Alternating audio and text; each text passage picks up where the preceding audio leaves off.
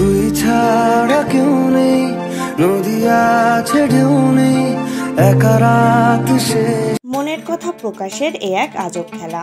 কখনো পছন্দের কিছু মুহূর্ত ক্যামেরায় বন্দি করে ভাগ করে নেওয়া, কখনো খ্যাতনামীর উক্তি ধার করে মনের কথা বোঝানো।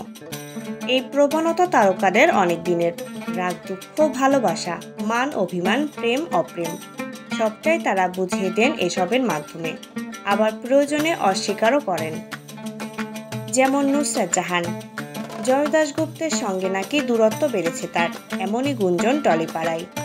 যশ নুসরাত যদিও একাধিক সংবাদ মাধ্যমে সে কথা অস্বীকার করেছেন, কিন্তু নায়িকার বিখ্যাত উক্তি ধার করে মনের ভাব প্রকাশের প্রবণতা যে অন্য কথা বলছে। সোমবার তিনি ভালোবাসার মানুষের থেকে প্রেমের চিঠি পেয়েছেন এরকম একটি গান দিয়ে কিছু মুহূর্ত ঝলক আকার ছড়িয়ে দিয়েছিলেন। মঙ্গলবার সকালে তারই ভিন্ন সুর।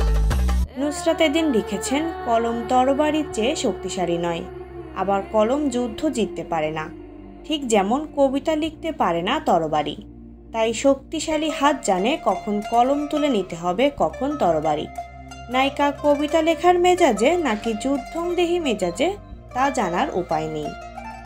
টলিউডের আন্দাজ দুই বিপরীত মেরুর অনুভূতিই বুঝি খেলা করছে নায়িকার মনে। সম্ভবত সেই জায়গা থেকেই তার এই ধরনের বক্তব্য।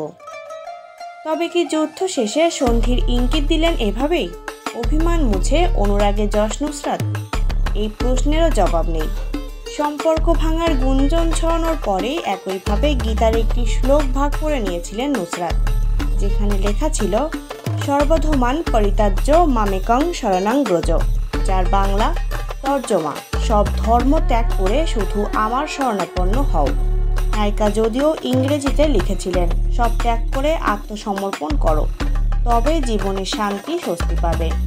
গীতায় এই কথাটি শ্রীকৃষ্ণ অর্জুনকে বলেছিলেন। নুসরাত কার উদ্দেশ্যে বার্তা দিয়েছিলেন? এদিন যশের ভাগ করে নেওয়া ছবিটিও যথেষ্ট ইঙ্গিতপূর্ণ।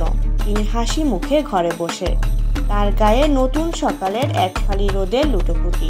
এ তো রাগ নয়, এ যে অভিমান। এই কথাই কি বলতে চেয়েছেন তিনিও?